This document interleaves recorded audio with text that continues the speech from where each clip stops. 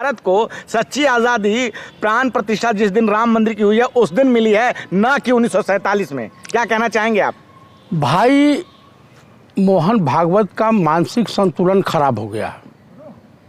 इनके माफी वीर जो थे सावरकर, ये सब 50 साल तक झंडा नहीं पा रहा है, तिरंगे झंडे का अपमान किए, संविधान को ये नहीं मानते हैं, मुस्लिम लीग के साथ ये सब सरकार बना रखे हैं। ये भारत देश की अस्मिता के साथ, भारत देश के संविधान के प्रति इनके मन में संदेह हमेशा बना रहता है। ये चाहते हैं मनवादी व्यवस्था लागू हो, तो ये इस देश में नहीं होगा, कतई नहीं होगा। अभी इस देश की जनता जागृत हुई है, अभी लोग इनके प्रत्याशी जा रहे हैं जनता के बीच, तो जनता सवाल विकास के मुद्दे पर, बेरोजगारी के मुद्दे पर, तो ध्यान भटकाने के लिए ये कुंभ का आयोजन करा रहे हैं। इनको देश के धर्म के प्रति इनके हृदय में कोई आस्था नहीं है, कोई संविधान की धज्जियां, कोई बाबा साहब भीमराव अम्बेडकर की धज्जियां, ये तमाम स्वतंत्रता सेनानियों को, चाहे चंद्रशेखर आज़ाद रहे हों, शहीद आजम भगत सिंह रहे हों, पंडित राम प्रसाद बिस्मिल रहे हों, अशफाक उल्लाह खां रहे हों, ये तमाम शहीदों को अपमानित हमेशा करते रहते हैं। इन्हीं के पार्टी के स्वर्गीय अटल बिहारी वाजपेयी थे, इन्हीं के पार्टी के सहयोग से मायावती मुख्यमंत्री बनी थी। उन्होंने चंद्रशेखर आज़ाद को आतंकवादी कहा था, तो एक बेचारे पत्र जो कभी इनके वहाँ पहुँच गए, पवार साहब, अटल जी ने कहा क्या चाहते हो कि मैं सरकार गिरा दूँ? तो कुल मिलाकर के मौका परस्त हैं सब, और ये इनकी आस्था भारत देश के प्रति नहीं है। आप बताइए, जो संगठन अपने आप को राष्ट्रीय सेवक संघ संगठन कहता है, और वो संगठन कई करोड़ रुपया ISI से लिया है, आज ट्रंप को भी विश्वास हो गया है कि इन सबों से दूरी बना के रखिए, इसलिए देश के प्रधानमंत्री को नहीं बुलाया शपथ ग्रहण समारोह में। एक हफ्ता से वही पड़े रहे विदेश मंत्री। विदेश नीति इनकी फेल हो चुकी है। इनको मोहम्मद यूनुस, ये बांग्लादेश के प्रधानमंत्री, वो भी आंख दिखा रहे हैं।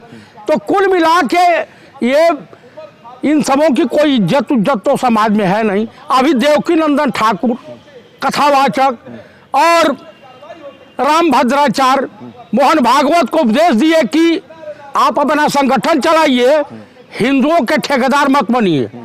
तो ये जबरदस्ती दही में के मूसर बन रहा है ये। हाँ, अब्दुल्ला की शादी में ये दीवाना होके घूम रहा। ये हिंदू धर्म के क्या हैं? हाँ, पहले तो ये बताएं कि ओरिजिनल ब्राह्मण है। ओरिजिनल ब्राह्मण इस तरह का बयान नहीं देता है, और ये है डुप्लीकेट, यहूदियों से कन्वर्टेड हैं।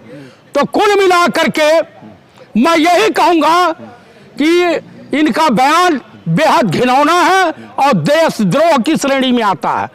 कंगना रनौत ने जो बयान दिया था कि 2014 में देश आज़ाद हुआ, असली आज़ादी 2014 में हुआ। उनको अभय मुद्रा, एक किसान की बेटी ने एयरपोर्ट पे दिखा दिया, तो तुरंत पत्रकार जब पूछे तो 1947 में वो चली गई, याददाश्त वापस आ गई। इनकी भी याददाश्त वापस आएगी। वैसे हिंदुओं में चाहे कन्वर्टेड हो या कैसे भी हो, उनका मानसिक संतुलन खराब हो जाता है एक उम्र बीतने के बाद। आप बताइए कि कृपया ये बताएं कि दलित भी हिंदू होता है ना? RSS प्रमुख कभी दलित हुआ है? OBC हुआ है? रज्जू भैया एक बार गलती से ठाकुर RSS प्रमुख बन गए थे, बाकी नहीं।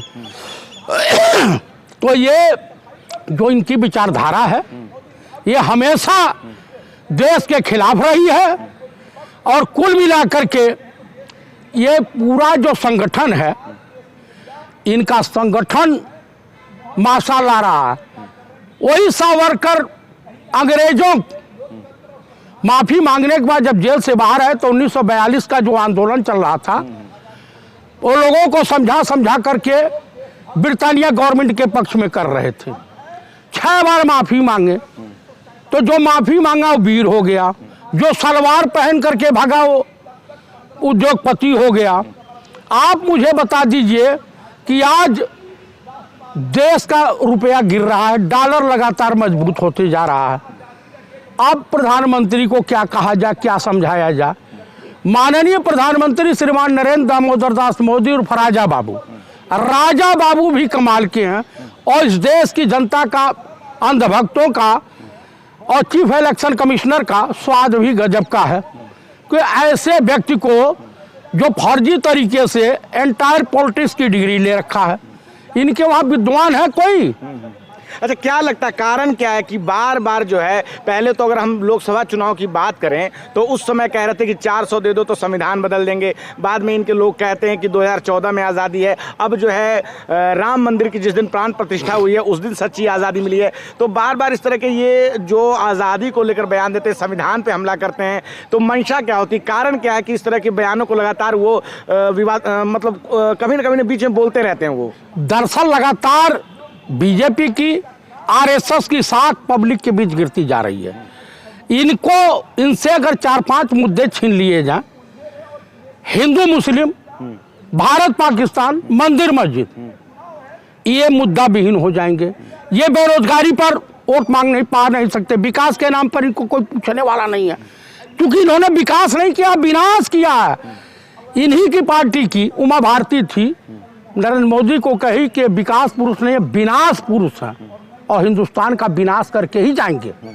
तो कुल मिला करके इनके पास और कोई मुद्दा नहीं है। देशवासियों का ध्यान तमाम ज्वलंत मुद्दों से भटकाने के लिए इस तरह की घिनौनी कुकृत करते हैं। आरएसएस की विचारधारा में ये बिखराव क्यों है? आखिर क्यों वो संविधान को नहीं मानती, क्यों नहीं वो तिरंगे को मानती, क्यों नहीं वो आज़ादी को मानती? उनको आखिर से दिक्कत क्या होती है?